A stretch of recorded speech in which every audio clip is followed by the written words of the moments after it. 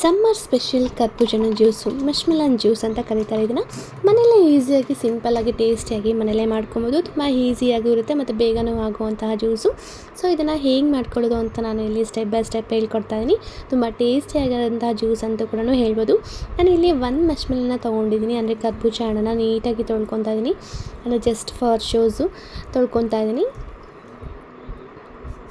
So ಇದನ್ನ ನೀಟಾಗಿ ಸಿಪ್ಪೆ ಎಲ್ಲ ನಾನು ಪೀಲ್ ಮಾಡ್ಕೊತಾ ಇದ್ದೀನಿ. ಮೇಲೆಗಡೆ ಇರೋ ಸಿಪ್ಪೆ ಎಲ್ಲ ನೀಟಾಗಿ ತಗೊಬೇಕು, ಅಂದರೆ ನೀಟಾಗಿ ಪೀಲ್ ಮಾಡ್ಕೊಳ್ಬೇಕು. ಈಗ ನೋಡ್ತೀರಲ್ಲ, ನೀಟಾಗಿ ಸಿಪ್ಪೆ ಎಲ್ಲ ನೀಟಾಗಿ ತಗೊಳ್ತಾ ಇದ್ದೀನಿ.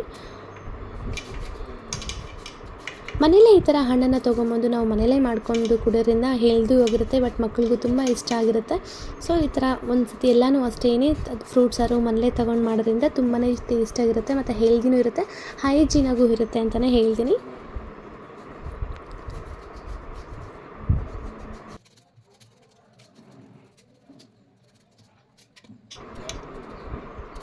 ನೀಟಾಗಿ ಸಿಪ್ಪೆ ಎಲ್ಲ ತೊಳ್ಕೊಂಡಿದ್ದೀನಿ. ನಾನಿಲ್ಲಿ ತೆಗ್ದಾದ್ಮೇಲೆ ನಾನಿಲ್ಲಿ ಅರ್ಧಕ್ಕೆ ಹಣ್ಣನ್ನು ಕಟ್ ಮಾಡಿಕೊಂಡು ಒಳಗಡೆ ಇರೋವಂತಹ ಬೀಜನೆಲ್ಲ ನಾನು ಸಪ್ರೇಟ್ ಮಾಡ್ಕೊತಾ ಇದ್ದೀನಿ. ಈಗ ನೋಡ್ತಿರಲ್ಲ, ಒಳಗಡೆ ಇರೋ ಬೀಜ ಎಲ್ಲ ಇದೇನೋ ಅವಶ್ಯಕತೆ ಏನೂ ಇರಲ್ಲ. ಬೇಕು ಅಂದರೆ ನೀವು ಮನೇಲಿ ಒಣಗಿಸ್ಬಿಟ್ಟು ಪ್ಲ್ಯಾಂಟ್ ಮಾಡ್ಕೊಬೋದು, ಅಂದರೆ ಗಿಡ ನೆಟ್ಕೊಳ್ಬೋದು ಮೊಳಕೆ ಬಂದಾದಮೇಲೆ. ಸೊ ಇದೆಲ್ಲ ಕುಡಿಯೋದಕ್ಕೆಲ್ಲ ಆಗೋದಿಲ್ಲ. ಸೊ ಹಾಗಾಗಿ ನಾನು ಇದನ್ನು ಸಪ್ರೇಟಾಗಿ ಒಂದು ಬೌಲಲ್ಲಿ ಹಾಕ್ಕೊತಾ ಇದ್ದೀನಿ.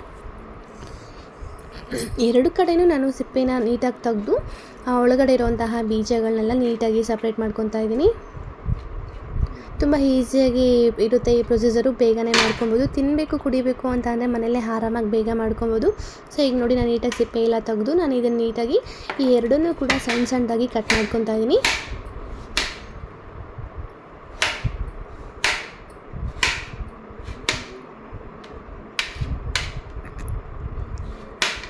ಇಲ್ಲಿ ಸಣ್ಣದಾಗಿ ಪ್ರತಿ ಎರಡು ಹಣ್ಣನ್ನು ಕರ್ಬೂಜ ಹಣ್ಣನ್ನು ನೀಟಾಗಿ ಕಟ್ ಮಾಡಿಕೊಂಡು ನಾನು ಇಲ್ಲಿ ಒಂದೇ ಹೆಸಲನ್ನ ಮಾತ್ರ ನಾನು ಸಪ್ರೇಟಾಗಿ ಇಟ್ಟಿದ್ದೀನಿ. ಅದನ್ನು ಕಟ್ ಮಾಡಿ ನಾನು ಬೇರೆ ಕಡೆ ಸಪ್ರೇಟಾಗಿ ಇಟ್ಟಿದ್ದೀನಿ. ಸೊ ಅದನ್ನು ನಾನು ಬೇರೆ ಏನದಕ್ಕೂ ಯೂಸ್ ಮಾಡ್ತೀನಿ. ಸೊ ವೀಡಿಯೋನಲ್ಲೂ ಸ್ಕಿಪ್ ಮಾಡ್ತೀರಾ ನೋಡಿ. ಅದನ್ನು ಏನಕ್ಕೆ ಯೂಸ್ ಮಾಡ್ತೀನಿ ಅಂತ ಅಂದರೆ ನಾನು ಸ್ಕಿಪ್ ಮಾಡ್ದಿರೋ ವೀಡಿಯೋ ನೋಡಿ, ಲಾಸ್ಟಲ್ಲಿ ನಾನು ಕೊನೆಯಲ್ಲಿ ನಾನು ನಿಮಗೆ ತಿಳಿಸ್ತೀನಿ. ಸೊ ಇದನ್ನು ನೋಡಿ, ನಾನು ಕಟ್ ಮಾಡ್ದಿರ ನಾನು ಇಲ್ಲಿ ಸಪ್ರೇಟಾಗಿ ಇಟ್ಕೊಂಡಿದ್ದೀನಿ. ಸೊ ಇದೆಲ್ಲ ಕಟ್ ಆದಮೇಲೆ ನಾನು ಇಲ್ಲಿ ಒಂದು ಸಣ್ಣ ಬೌಲ್ಗೆ ನಾನಿಲ್ಲಿ ಒಂದು 2 ಟೇಬಲ್ ಸ್ಪೂನಷ್ಟು ಚಿಯಾ ಸೀಡರು ತೊಗೊಳ್ಳಿ ಅಥವಾ ಸಬ್ಜಾ ಸೀಡರು ತೊಗೊಳ್ಳಿ. ನಾನಿಲ್ಲಿ ಚಿಯಾ ಸೀಡನ್ನು ಯೂಸ್ ಮಾಡ್ತಾ ಇದ್ದೀನಿ.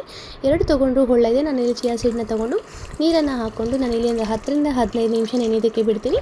10ರಿಂದ 15 ನಿಮಿಷ ನೆನೆಯೋಕ್ಕೆ ಬಿಟ್ಟಾಗ ಏನಾಗುತ್ತೆ, ಅದು ಸ್ವಲ್ಪ ಸಾಫ್ಟಾಗಿ ಆಗುತ್ತೆ. ಸೊ ಹಾಗಾಗಿ ನಾನು ಇದನ್ನ ನೆನೆಯೋದಕ್ಕೆ ಬಿಟ್ಟೆ.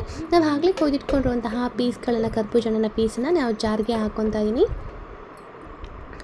ನೀಟಾಗಿ ಜಾರ್ಗೆ ಹಾಕ್ಕೊಂಡು ನಾನಿಲ್ಲಿ ರುಬ್ಬೋದಕ್ಕೆ ಎಷ್ಟು ಸಾಫ್ಟಾಗಿ ಬೇಕೋ ಅಷ್ಟಕ್ಕೆ ನಾನಿಲ್ಲಿ ಸ್ವಲ್ಪ ನೀರನ್ನು ಆ್ಯಡ್ ಮಾಡ್ತಾಯಿದ್ದೀನಿ.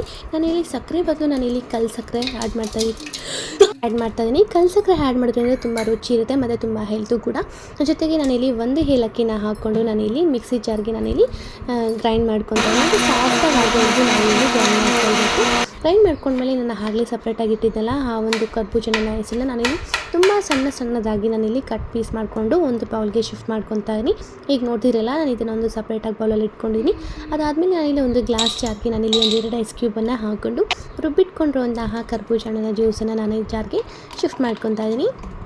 ನಾನು ಹೇಳಿದ್ದೆ, ನಾನು ಸಪ್ರೇಟಾಗಿ ಒಂದು ಕರ್ಬೂಜ ಪೀಸನ್ನು ನಾನು ಸಣ್ಣದಾಗಿ ಕಚ್ ಮಾಡಿಕೊಂಡು ಬೌಲಲ್ಲಿ ಇಟ್ಕೊಂಡಿದ್ದೆ. ಅದನ್ನು ಸಣ್ಣದಾಗಿ ತುಂಡು ಮಾಡಿ ಇಟ್ಕೊಂಡಿರುವಂತಹ ಅದನ್ನು ನಾವು ಇದರೊಳಗಡೆ ಹಾಕೋದ್ರಿಂದ ಬಾಯಿಗೆ ಸಿಕ್ಕೋದ್ರಿಂದ ತುಂಬ ರುಚಿಯಾಗಿರುತ್ತೆ. ನಾವು ಆಗಲೇ ನೆನೆಸಿಟ್ಕೊಂಡಿರುವಂಥ ಚಿಯಾ ಸೀಡನ್ನು ಕೂಡ ನಾನಿಲ್ಲಿ ಒಂದು 2ರಿಂದ 3 ಟೇಬಲ್ ಸ್ಪೂನಷ್ಟು ನಾನು ಚಿಯಾ ಸೀಡನ್ನು ನಾನು ಇದರೊಳಗಡೆ ಹಾಕ್ಕೊಂಡು ಮಿಕ್ಸ್ ಮಾಡಿಕೊಂಡ್ರೆ ಮುಗಿಯುತ್ತೆ.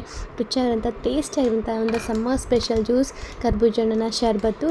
ಕುಡಿಯೋದಕ್ಕಂತೂ ತುಂಬ ರುಚಿಕರ ಆಗಿರುತ್ತೆ, ತುಂಬ ಹೆಲ್ತು ಕೂಡ. ಸೊ ಬೇರೆ ಏನು ಜ್ಯೂಸ್ ಕುಡಿಯೋದಕ್ಕಿಂತ ಈ ಥರ ಫ್ರೆಶಾಗಿ ಮನೇಲಿ ಮಾಡ್ಕೊಂಡು ಕುಡಿದ್ರೆ ತುಂಬ ರುಚಿಯಾಗಿರುತ್ತೆ. ಮನೇಲೂ ಕೂಡ ಮಕ್ಕಳು ಕೂಡ ತುಂಬ ಇಷ್ಟಪಟ್ಟು ಕುಡಿತಾರೆ. ಒಂದು ಸತಿ ಟ್ರೈ ಮಾಡಿ ನೋಡಿ. Thank you.